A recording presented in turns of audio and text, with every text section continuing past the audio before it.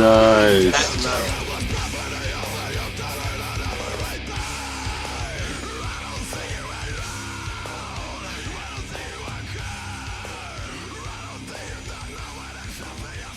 Guitarist and I, Dan,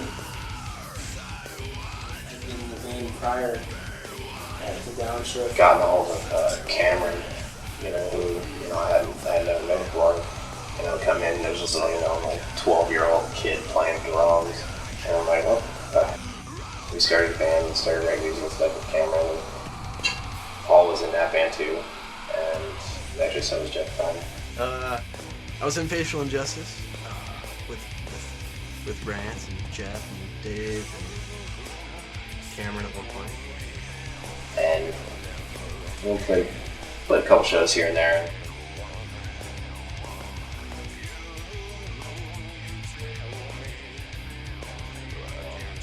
Paul had wanted to go play with some other guys, where it was more kind of what he was getting into at the time. So he left and I was in OGP and Jeff and Ben, but we won't talk about him, and Mason and some other guy that was a DJ, but he stole everything. Decided that he didn't really want to do it anymore, so that just kind of left Cameron and I, and Jeff had kind of went with Rance. So Cameron and I were sitting in his basement, one day, and we're like, well, it's just the two of us now. And that's when we decided to start, what became this band, what became Downshift. Basically, we just created Downshift. It's not like we joined Downshift. We started in 1999, 98, 99. I was in another band with Jeff, and you guys started it. Him and I started, writing a bunch of music and playing, and started looking for other people. And by that time, the project that Paul was working on wasn't really happening. I really enjoyed playing, guitars with Paul, and also was kind of, I wanted to have him back in the band, so. I got started in Downshift, let's see, Dan. And he decided to, he wanted to come back or whatever. Came to me with the CD and just said, learn it. And we spent a solid week with you coming over and just playing it over and over in my bedroom. I came over and auditioned, and you guys all liked it. It was no Metallica audition.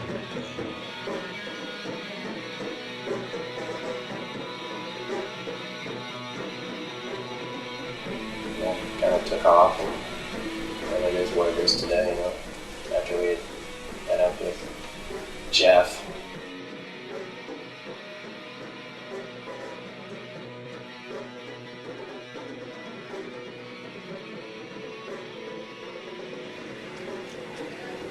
And we've had Jeff here for about A little over a year and a half. a year and a half.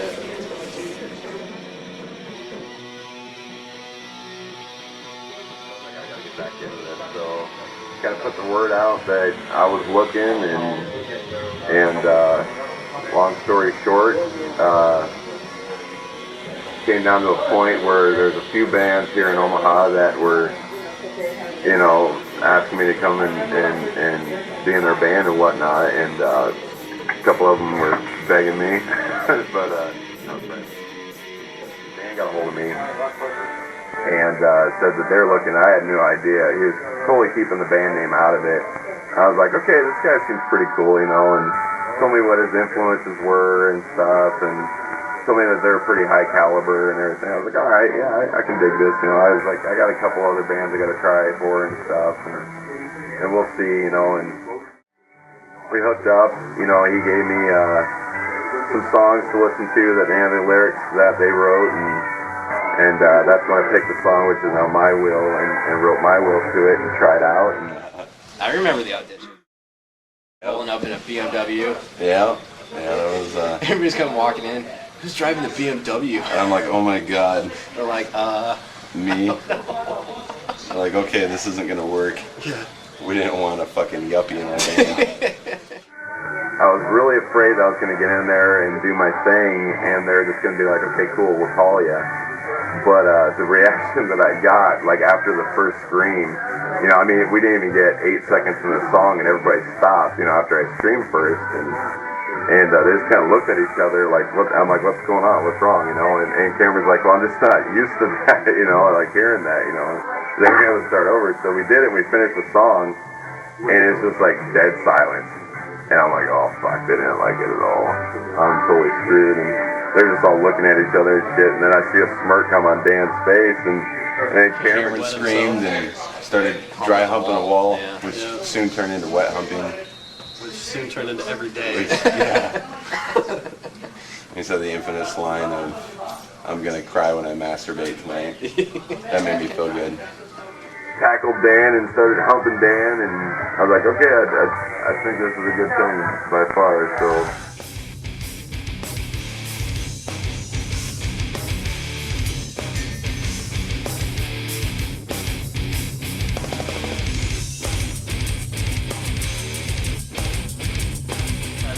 Jeff over September here. was here. We've had Jeff for about 4 months, 5 months since we started the CD.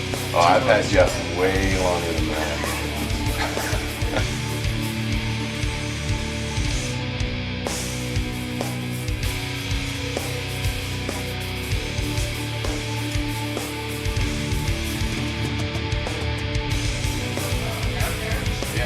We started. Kidding? Jeff and I have been intimate. I mean, we've been playing instruments since We've been like instrumentally. '96. We've been intimately or instrumentally in tune with each other.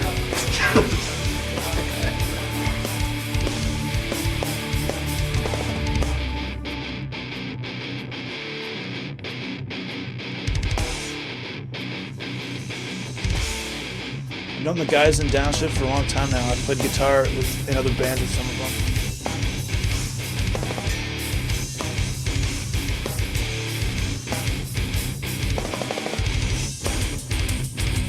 The past 5 or so years, I've kind of stepped away from the whole band thing to pursue recording.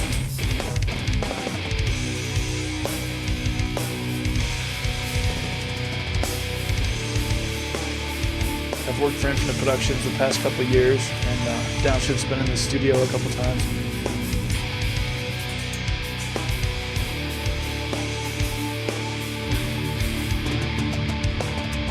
As their music evolves in the whole production process, they've added various synths and effects.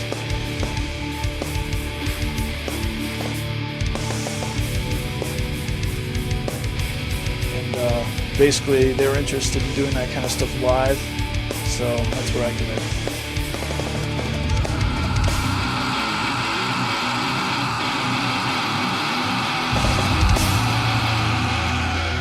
So there's Downshift.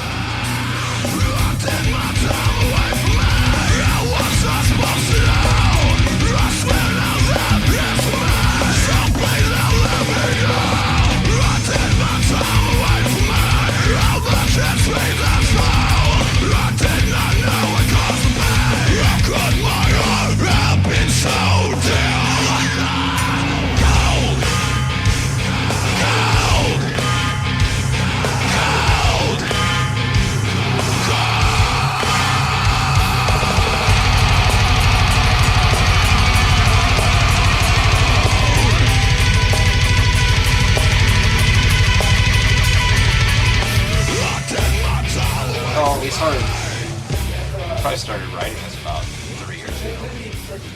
The album, Anyway, before a lot of it was done before both of you kind of came into the picture. I think it was a little over a year. The three of us wrote a lot of the music, and me and Cameron. And then we picked you up. No, I let you have it. Oh, is that how it works? Shit, I think it was like 2 weeks even, we had 4 songs already. You know, I mean, it helped that the band had already written most of the music, you know, so it's just a matter of me just flying with some lyrics on it and stuff. And Songwriting is probably way different to other bands. That chord progression. Songwriting, for the most part, has just been between Dan and I, and then we'd have talkers. The writing process, how we write songs. Usually Dan comes up with a guitar riff, and Cameron, they'll work on it for about a day or so, and then I'll come and put my 2 cents in and add the bass, and usually we'll tweak it and we'll work from there, and we'll probably work for about a week on each song. You know, a bass solo or bass and drum break. If not, we will arrange the song to everyone's liking. We just bring something to the table firsthand.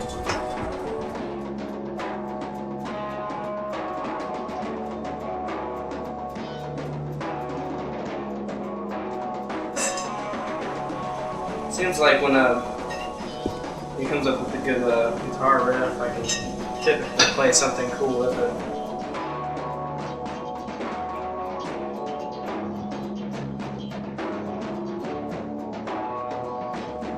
The guitarist and I, Dan, have pretty cool chemistry when it comes to songwriting.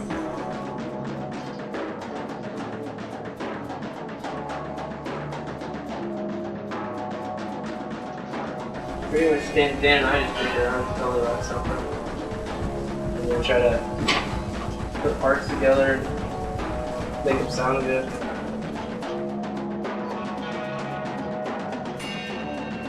Well, the record for me it's very much a snapshot of, you know, the last, 2 years of my life, I think. 2.5 years, whatever. There are a lot of things that I had went through and tried to deal with and get past and be okay with. And it definitely it helped me, progress.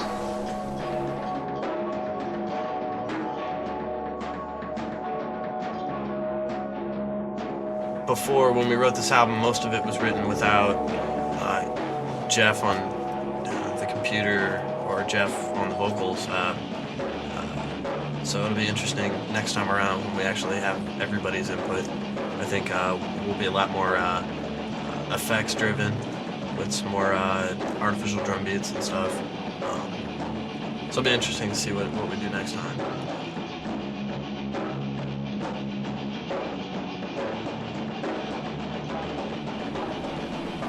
I think that everything combined, on this record and all the visual stuff, all the audio stuff, the live show, that's everything that I pictured coming across, on this project. And I think that's super cool because that's the first time I'm going to say that. Everything, for me as a person, a musician, everything I want to get across came across, aside naming names, which I thought about doing quite a few times, but been playing a ton of shows and getting a lot of exposure and a lot of really cool fans, and and being a fan of Downshift and being where we're at now, it's like, I really think that not even including me, I just think the band alone is through their own personal struggles or whatever, just life in general, they've all grown to be something that is not seen very much, and I think with me being in it too, it's something special, it's something else. So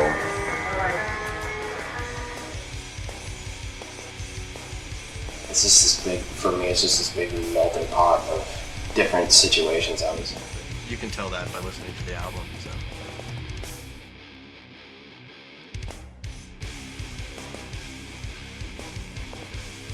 We've always been a live band, and it's kind of scary.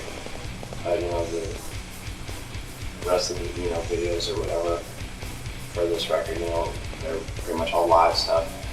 Which I think the only way to really know what we're about is to see it live and people who haven't necessarily seen us live, that watch the DVD or whatever, they're gonna have a better understanding of who we are and why we're doing this and what we're doing. It's not just music for us. It's kind of it's a way of life,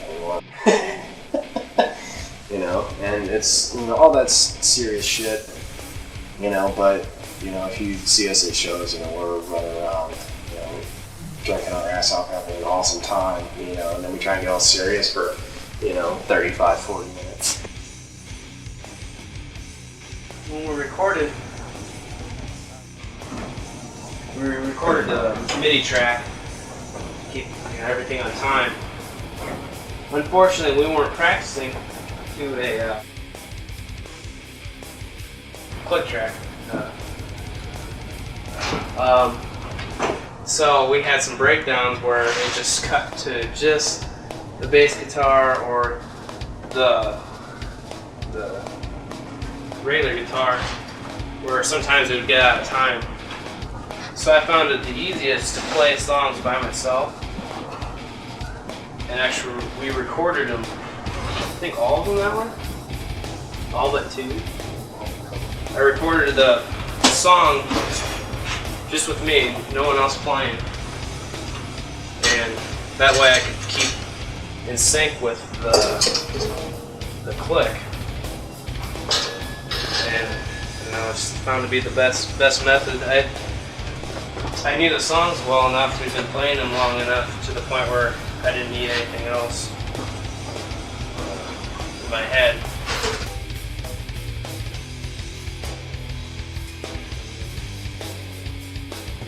I think the album, it actually impressed me. Every album or recording I've been on, I was there for just putting down the bass. I really didn't get to see how everybody put in their instrument.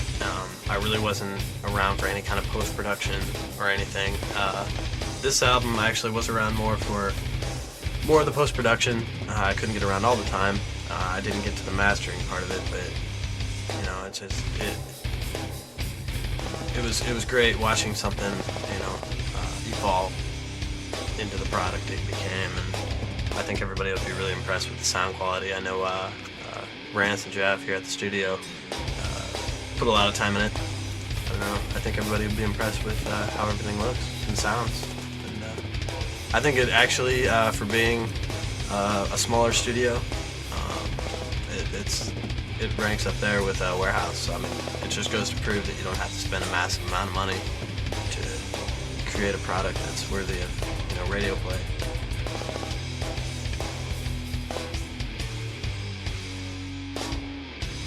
Blueprint is probably the best sounding record I've ever been involved with. So I think to me it's basically like a chance to test the waters and see what people think. And I think they're gonna like it.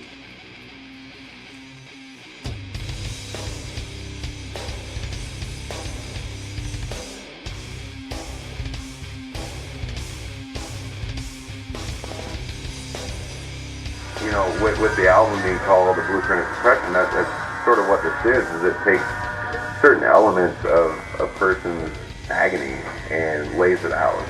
And that's kind of how he wrote it. And so with that, it's just a form of, we kind of came across it as like setting up in certain stages, whether it be, just like a blueprint of like a building or whatever, it always starts at stage 1 and goes to stage 8 or whatever, and that's essentially what it is. If you listen to the album, it starts off in just, almost this pure,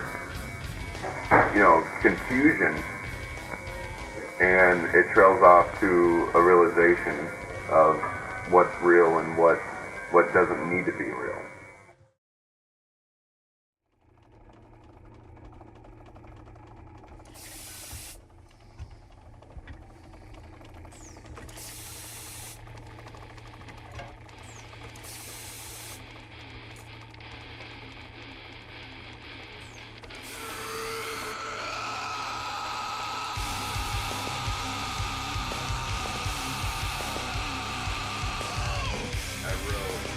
For Downshift was My Will, and that was a song I actually tried out for. I actually wrote the gist of it a long time ago in like a poem format, because I used to write poetry all the time, and I was like, I could really use this in this song, and so I wrote it out.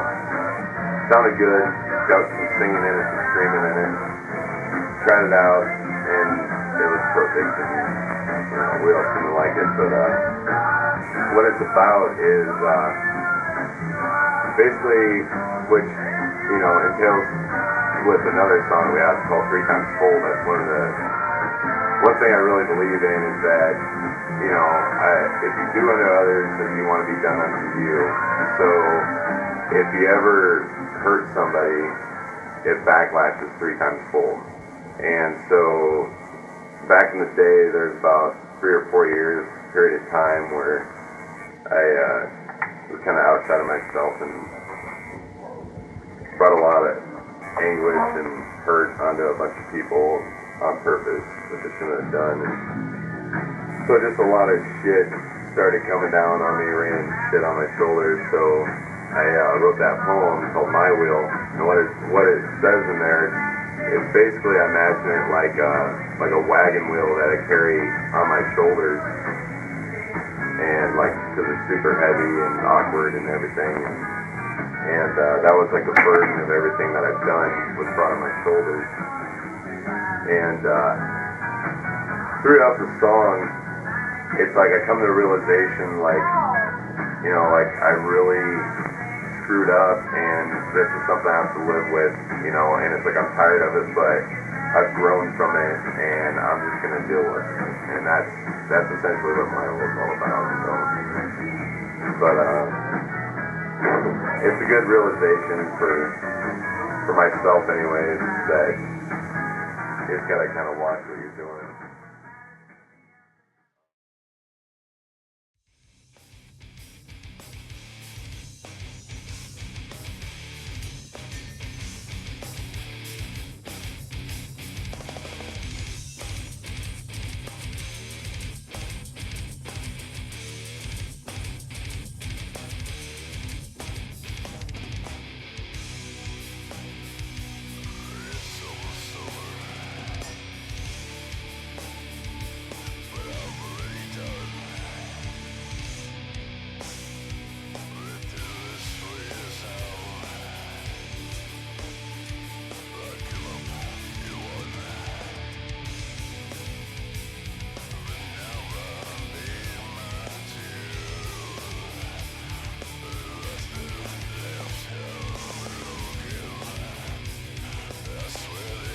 So on a 3 times full, speaking of the same thing, that pretty much explains the gist of it.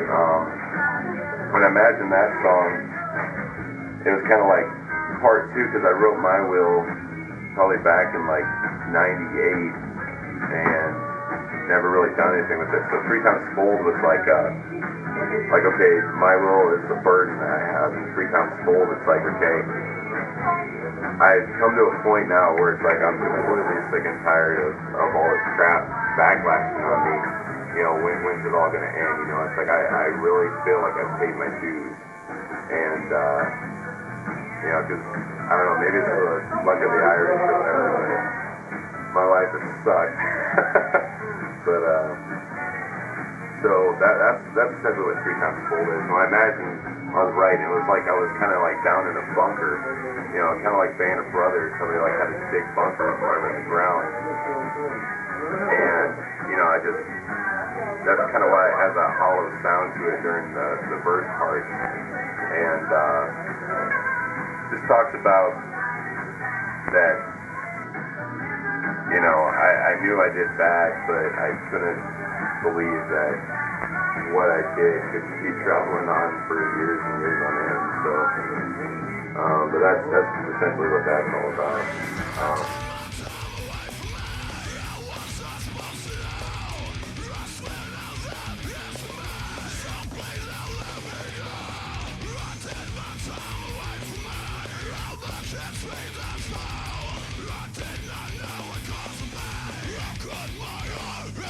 So damn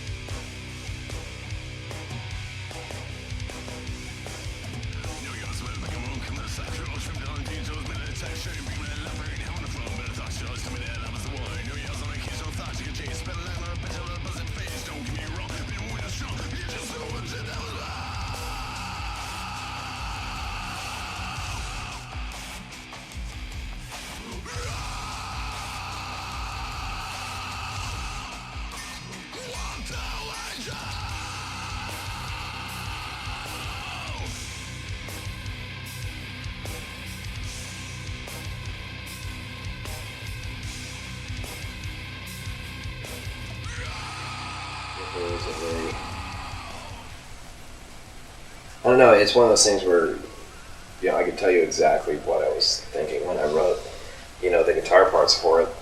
We have a way of writing music, we'll go and we'll sit down in a room and we'll just play. Hour later there's a song in there, But that's one of those songs where I actually sat down and wrote the chorus part, before we, did any of that.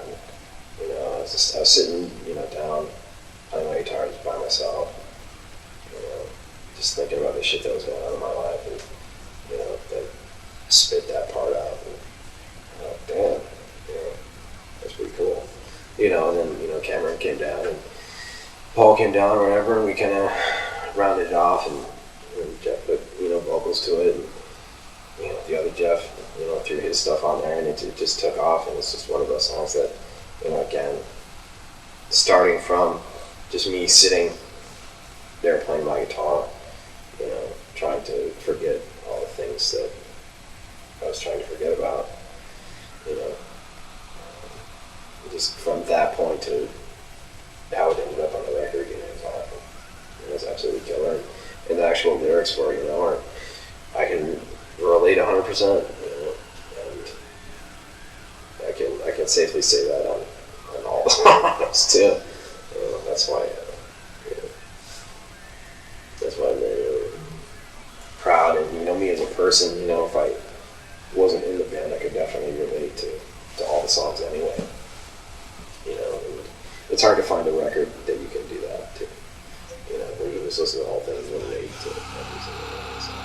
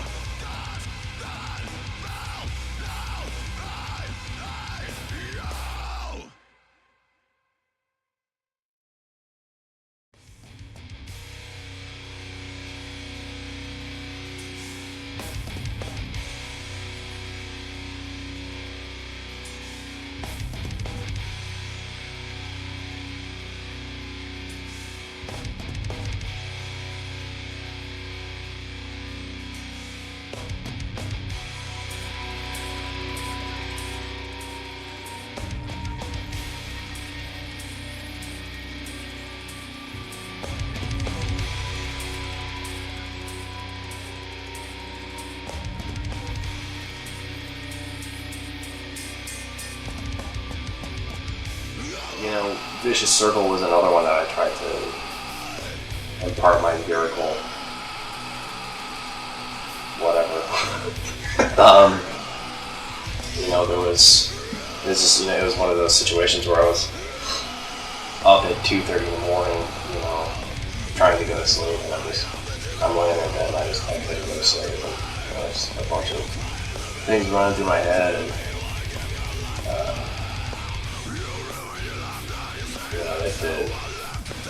a lot of those lyrics just kind of popped in my head. And it's crazy how well they mix with Jeff's stuff. But it was, my eyeballs were just on fire, and just thinking to myself, it's burning, what is going on inside of my head. And it's, people dilates and what my gets in, what piss off I get because I can't go to sleep. But yeah, it was things I was, trying to sort some things out of my head and get some things straight. And it was just kind of burning all that away. The more I thought about it, the more I gave up. Gave up trying to do what I was trying to do. And only now, when I'm getting ready to actually put the record out, a lot of that stuff is coming full circle, which is really scary. People who shit on me.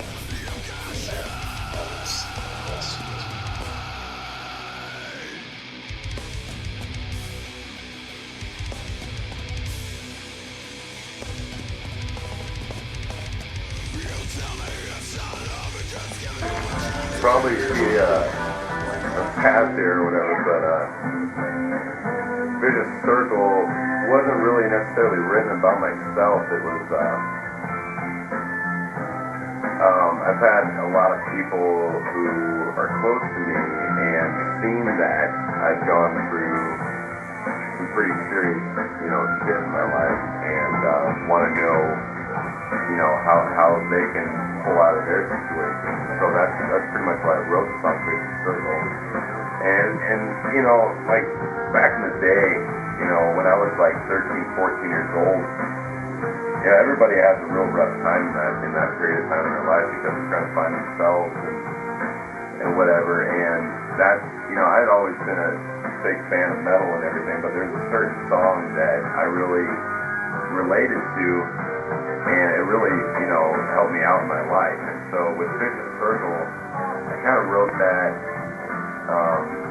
not as like guidelines or anything, but it's just a way for people to help them, if they listen to it, I hope they might be able to get something out of it to, help themselves out in hard times or whatever. But basically it just says, like, hey, look, you can be a hard ass, you can be a fucking bouncer at a bar, ultimate fighting champion, whatever, it doesn't matter, as long as you are good to people, it'll come back to you. And so it's just kind of a guideline that I set up for myself, and I wrote it out for other people, and hopefully people can, pick up on it and stuff, and it kind of helps them out, because it's a pretty deep song.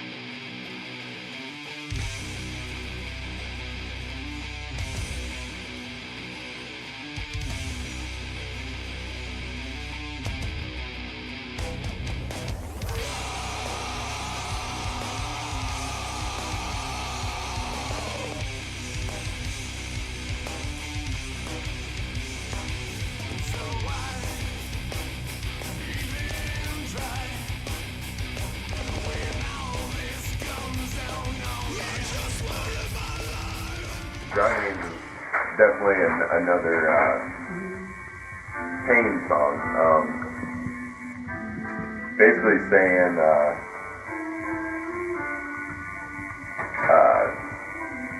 for instance, one of the things that happened to me that really, put me on the brink of suicide or whatever back in the day was one of my exes. We were together for a while, and she got pregnant or whatever, and she was pregnant with twins, and got up to about 5.5 months through the pregnancy, and she ended up miscarrying. And she was in the hospital for about 2 weeks. They're trying to do everything that, the baby's in there and everything, so we could, at least have her and kill her or whatever. But anyways, we ended up losing them, and that was a huge wrecking point in my life, because for 4 months of her pregnancy, I was completely against it. I didn't want to be a father yet. I was only 19. I wasn't ready for it. And then I came to the realization that, okay, this is actually pretty big shit, and this is something I definitely want. And so I was like, finally happy with it, and came to terms with stuff. And then I lost it, And so that was pretty hard time in my life, and it took me a long time to get over that. And I lost a lot of faith in people and myself, and God, even, and with driving, I didn't write that in a present format. That was definitely written at a time in my life that was the lowest, and basically just saying, like, this is it. I've bled all I can see. I can't take anymore, and I'm done. And that's what driving is all about.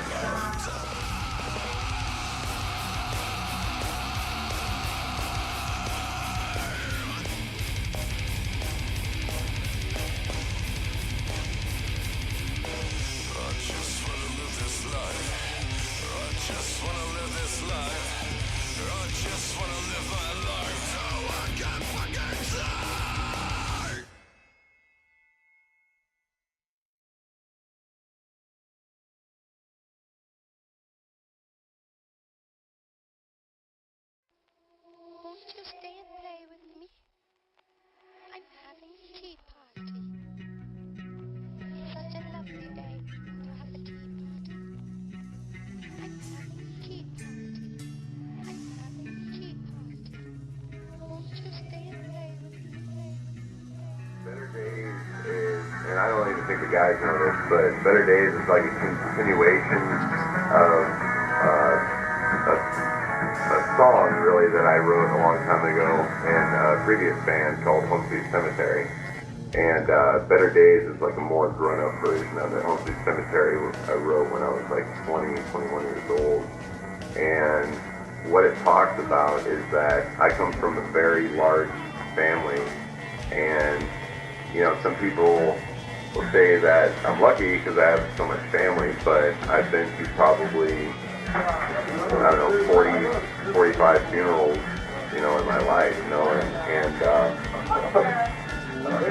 with that, what Better Days is about, it's basically saying, throughout it's almost in a storyline setup, how at the beginning of the song it starts out saying, like, why does this happen to me, and stuff, and I just don't understand why, everybody that I get close to just starts dropping off like flies, and I kind of get afraid to get close to people from then on out, because I'm just afraid that I'm going to lose them, and it's pretty hard. But after getting married and having my son, it made me realize that although life does suck, when you lose people and stuff, you just kind of have to move on. And once you find somebody that you truly care about and want to spend the rest of your life with, and then especially if you ever have a child or whatever, that it makes everything that is negative in your life fully worth living. So that's at the end of the song, it's like I come to the realization that that, okay, you know, I keep saying throughout the song, like, when are my better days gonna happen? And then at the end of the song, it's like, okay, I have a family now, you know, and I love every second of it.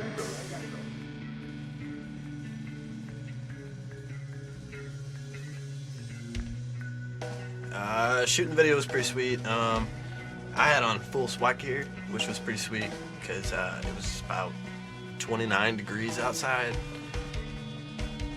But it was pretty cool. We probably played the song a total of about 900 times. We went all the way out to Meade, Nebraska to shoot it, and a pretty cool backdrop for the video. I was not in there for the funeral scene, but would like to have. I just couldn't make it. Actually, and after seeing the outcome, I was pretty impressed.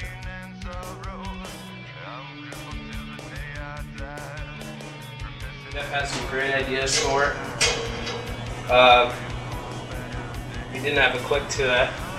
Wish we had a click to it. But other than that, it looked good.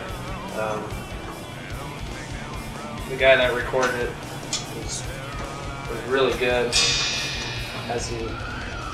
Had some great ideas, some good equipment.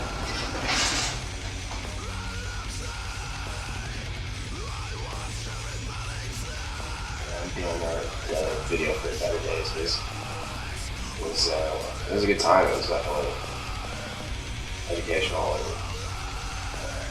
and it turned out really well. I remember being cold as hell that day. Out of nowhere. Afraid this building's gonna fall on top of you while you're playing. But I think that turned out really well, and everything that I wanted to. We wanted to get across, come across.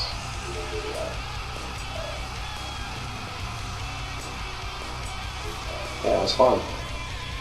I didn't want to play that song for a while after that day, but it was a good time. There's a lot. There's so much more. It's like you never really realize how much more you can do with a piece of music when you add a visual to it. And I think for that song, the visuals that everybody wanted were really, were captured and highlighted in that video. Being from Omaha, Nebraska, that just kind of, everything just kind of meshed together, for that. And I think it turned out really, really well.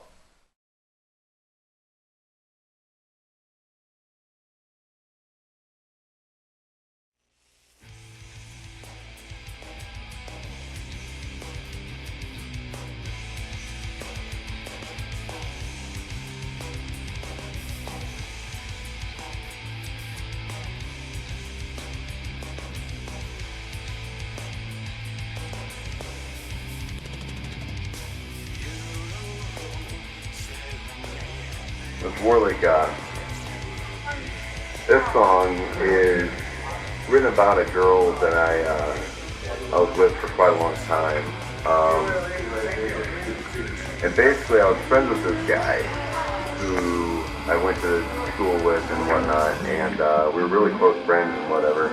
And he lived in Lincoln on Florida Boulevard, and my girlfriend at the time had an extreme crush on him, and she'd always flirt with him and all sorts of shit. It drove me nuts. And then she'd say oh, I don't like him, I don't know what the hell your problem is, you're just jealous or whatever, Well, we started kind of having problems at a period of time in our relationship and shit, and called her up one day, and she was over at his house trying to get on him and stuff, and thank God, him being a good friend of mine, turned her down and shit, and pretty much made me realize what kind of a person she really was, and she wasn't worth my time or whatever. So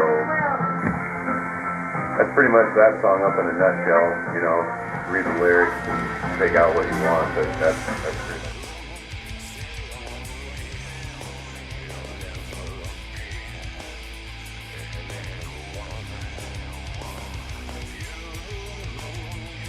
whole tribal drum thing that we did on stage actually started out on stage. We didn't do it for the album. That was all Cameron. Actually, it went way back to when I was playing with Cameron when he was like 14 or 15. I would just grab a pair of drumsticks. And actually, when I was in a band with Rance, we'd do the same thing. And just, you know, for a while, someone would be on guitar and just kind of just play drums and just fuck around.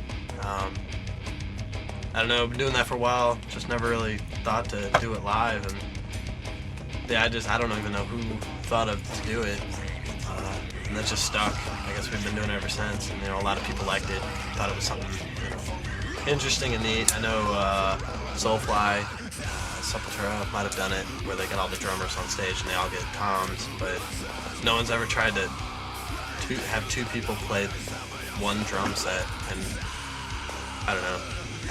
It takes a lot of skill for Cameron to put up with my shit, and I'm pretty sure I'm not always on the right rhythm or whatever, but he puts up with it, and I've actually hit him in the head a couple times with a stick. But it's a work in progress. So we just have to see what we do next and see if we still do it. I'm having fun doing it, so I hope we do it for a while.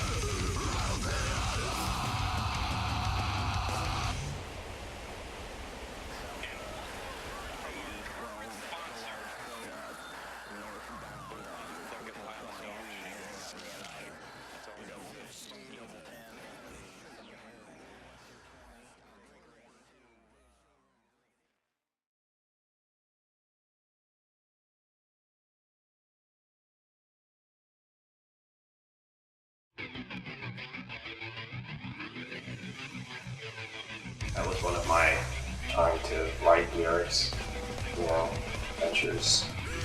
And I found myself in a situation one night. I was at a show, and I'm sitting in the bar, you know, just with, I didn't remember who I was with, I don't even remember what show it was. And I'm standing there, and this guy walked past me who, a while back, like before then, really kind of pushed me to my breaking point. And you know, he walked past me, and I'm thinking to myself, I'm like, you know what? I don't think I really give enough of a shit to not even like you. You know, it's like I know I hate you, but I really don't care. And you know, I thought to myself, I'm like, you know, if you were like bleeding on the side of the road somewhere, I still wouldn't care. You know, until you're like, oh, I don't care enough to hate you. You know? And that's true to this day, because I still can't stand this guy. And you know, he knows who he is, and he knows what he did. And, you know, fuck him. I kind of wrote it for a little bit of myself and also for a friend. It's basically talking about how people are fake, and it's probably one of the most aggravating things that I can't stand about some people. You know, that if they can't be true to themselves, then it just ruins themselves.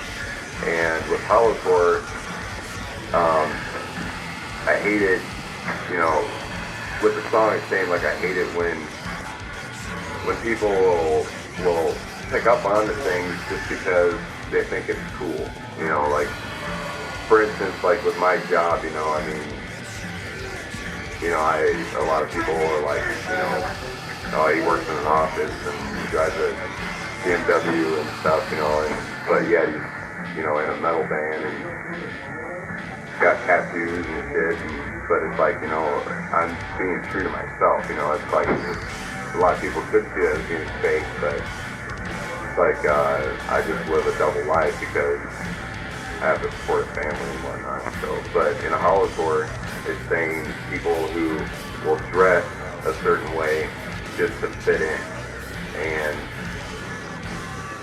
that's pretty much, there's been a couple people in my life, and the other guy who I wrote this for too, that it was, they were almost a milestone of a very hatred point, and so it's pretty funny just calling them out and saying that there's a fake piece of shit. I can fucking eat shit and die as far as I'm concerned, so.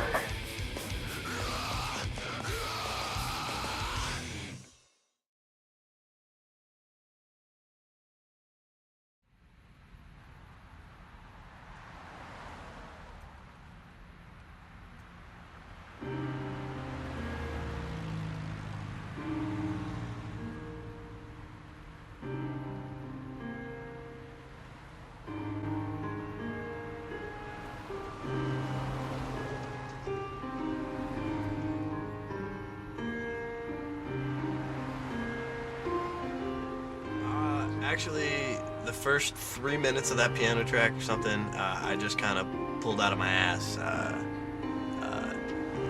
mean, honestly, that's something I just stick around with. It's kind of like a warm-up thing when I play piano.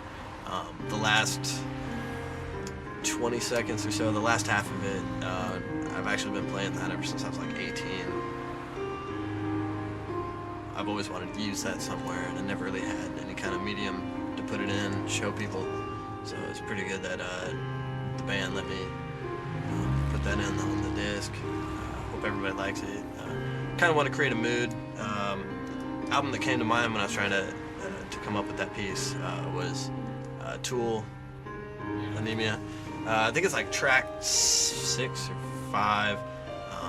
It's just got like a noise of the ocean in the background. Just got this piano and just kind of set a mood. I wasn't really sure what they were trying to get across with the guy that talks over it, but I really liked the piano part that was in that, so I was just trying to express that kind of mood in the song. And it was really neat that we went down to, what, 24th? About 24th, 25th and Farnham, in front of Little Bro's tattoo parlor, and with a soundboard, a laptop, I think we had some video footage of it, and a couple mics, and actually got real car sounds for the song.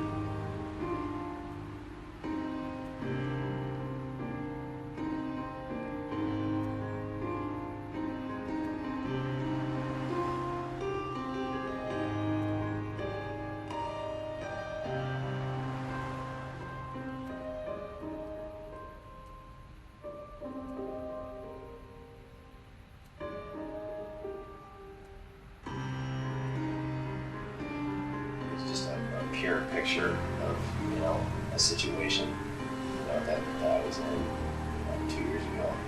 You know, it's 6.5 hours, and it's a piece that I didn't even play on, you know. And when Paul played that, you know, on the piano, I was totally blown away. I was like, oh man. And you know, taking that and turning it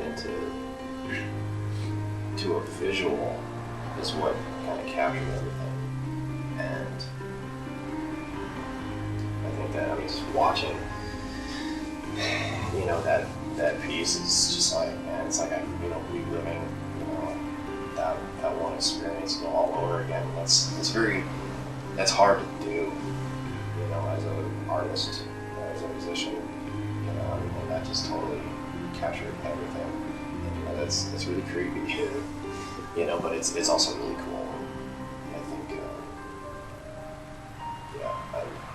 I really love that song.